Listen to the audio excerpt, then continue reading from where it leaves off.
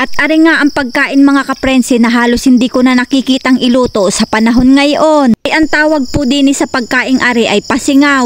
At noong unang panahon nga po ay ari ang inaluto namin. Wow, noong unang panahon para namang napakatanda ko na. Ay kakatuwa po ba yan naman aring mga bakod naming balinghoy na ari at parang kala mo naman ay mga pusit at yanong dami ng galamay. Ay ari na po ang inagawa naming bakod para po ay may pakinabang. Ay naisipan po ba yan naman nating magluto ng pasingaw at ari po ba yan naman ay makamatagal na rin nating hindi nakakain. Ito po talaga ang inakain dito sa probinsya pag nanganganib ng maubos ang bigas. At kung mahirap nga po ang buhay ngayon ay mas mahirap po ang buhay noon. Dahil po ang mga pananim noon sa bukid ay hindi po talaga nabibili, makamadalang.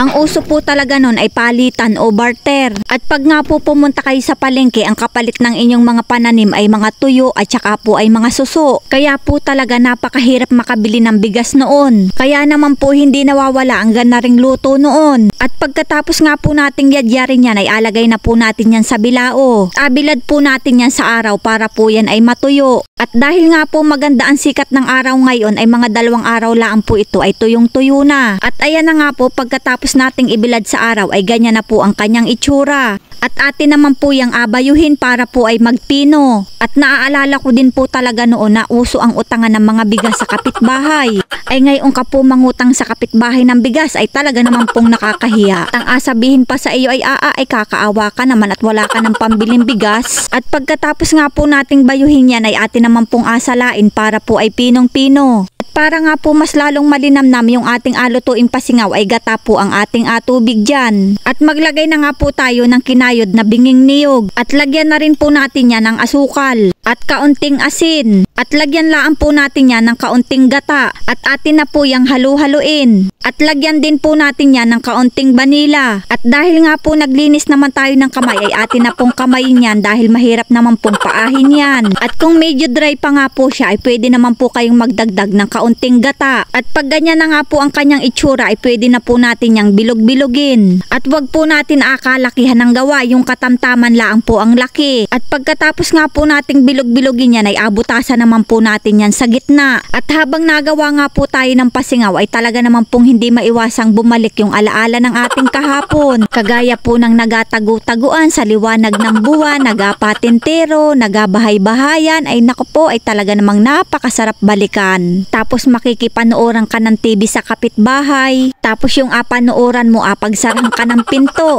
Ay ang masakla pa, nasilip ka na nga lang dun sa butas ay atusukin ka pa ng tingting. Ay nako ay kawalang ya. Kaya naman po ay talaga namang napakasiswerte ng mga bata ngayon at di cellphone na.